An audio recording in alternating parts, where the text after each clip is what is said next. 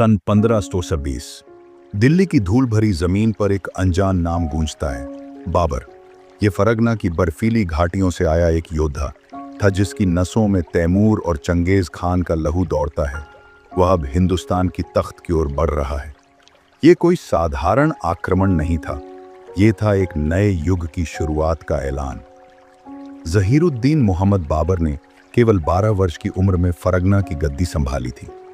बचपन से ही सत्ता की राजनीति, साजिशें और युद्ध उसके जीवन का हिस्सा बन चुके थे। समरकंद को पाने के लिए उसने कई प्रयास किए, पर असफलता ही हाथ लगी। हार जीत के इस खेल में बाबर का ध्यान धीरे धीरे हिंदुस्तान की ओर गया। दिल्ली में उस समय इब्राहिम लोदी का शासन था, पर वह शासक के रूप में बेहद अलोकप्रिय था। बाबर ने इस अवसर का लाभ उठाया और सन 21 अप्रैल 1526 में पानीपत का पहला युद्ध हुआ। बाबर की सेना संख्या में कम थी, लेकिन रणनीति में तेज।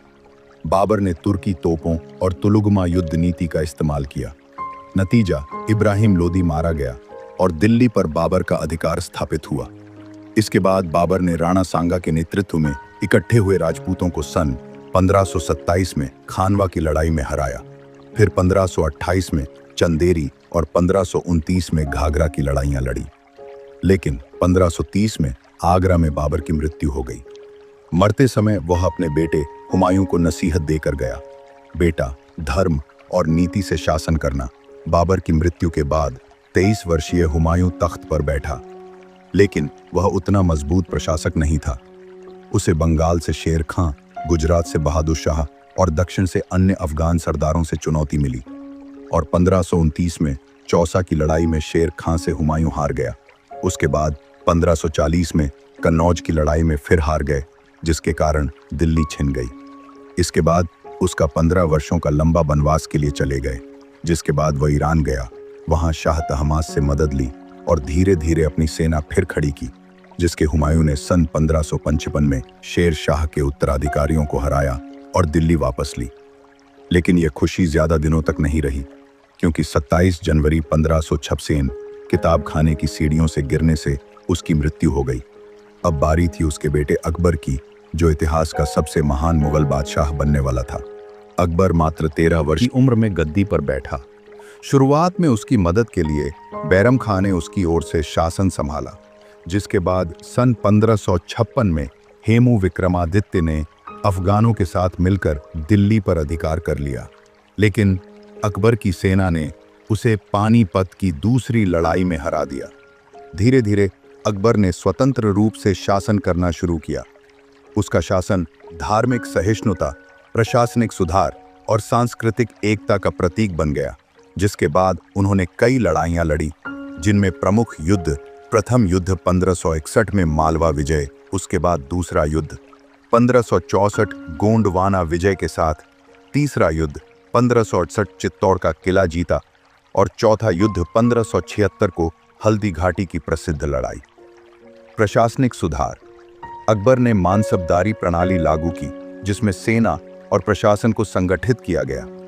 धार्मिक नीतियां, पहला सुलह कुल, जिसका अर्थ सभी धर्मों का सम्मान।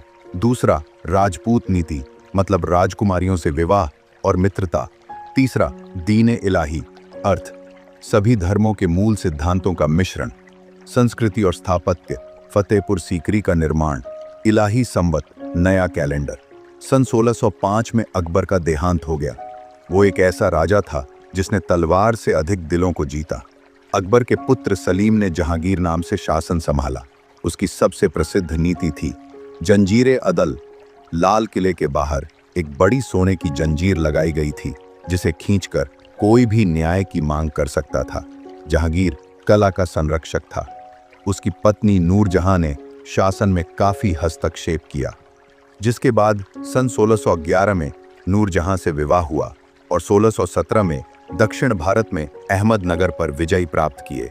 इस काल में अंग्रेजों, डच और फ्रांसीसियों ने भारत में व्यापार के लिए स्थायी ठिकाने बनाए। जहांगीर की मृत्यु के बाद उसका बेटा शाहजहां सत्ता में आया। उसने मुगल स्थापत्य को नई ऊंचाइयों पर पहुंचाया, जिनके प्रमुख निर्माण ताजमहल, लाल किला, दिल्ली, जामा मस्जिद। शाहजहां ने शाहजहानाबाद, पुरानी दिल्ली बसाई। उसके शासन में मुगल साम्राज्य अपनी चरम सीमा पर पहुंचा, परंतु उसके बेटों दारा शिकोह, औरंगजेब, शुजा और मुराद में सत्ता संघर्ष शुरू हो गया। सन 1658 में औरंगजेब ने अपने भाइयों को सन 1658 में औरंगजेब ने अपने भाइयों को हराया, जिसके बाद पिता को आगरा किले में बंदी बनाया और खुद गद्दी पर बैठ गया। औरंगजेब धार्मिक रूप से कट्टर था। उसने संगीत, चित्रकला और अन्य कलाओं पर रोक लगाई। प्रमुख अभियान: पहला, मरकज दक्षिण भारत में अभियान, बीजापुर, गोलकोंडा आदि को जीता। दूसरा, सेक्सिज्म, सिखों से संघर्ष, गुरु तेग बहादुर की हत्या। तीसरा, मराठाओं से संघर्ष, छत्रपति शिवाजी और फिर संभाजी से युद्ध। औरंगजेब ने जजिया कर फिर से लागू किया, जिससे हिंदू प्रजा असंतुष्ट हो गई। उसका अंतिम जीवन युद्धों में ही बीता और फिर 1707 में उसकी मृत्यु के बाद साम्राज्य बिखरने लगा। औरंगजेब के बाद आने वाले सभी मुगल शासक कमजोर और केवल नाम मात्र के राजा थे। सत्ता अब मराठों, अफगानों और अंग्रेजों के हाथों में चली गई थी, जिसके प्रमुख घटनाएं: 1719 में फर्रुखसियर ने अंग्रेजों को व्यापारिक छूट दी। 1739 में नादिर शाह ने दिल्ली पर हमला किया, कोहिनूर और मयूर सिंहासन लूट ले गया। 1768 में पानीपत की तीसरी लड़ाई में अहमद शाह अब्दाली ने मराठों को हराया। 1757 में प्लासी की लड़ाई, जिसमें अंग्रेजों ने बंगाल पर अधिकार किया। अंततः 1857 में भारत में पहला स्वतंत्रता संग्राम हुआ। इसकी अगुवाई बहादुर शाह जफर ने की, परंतु अंग्रेजों ने क्रांति को दबा दिया और 1858 में मुगल साम्राज्य का अंत हो गया।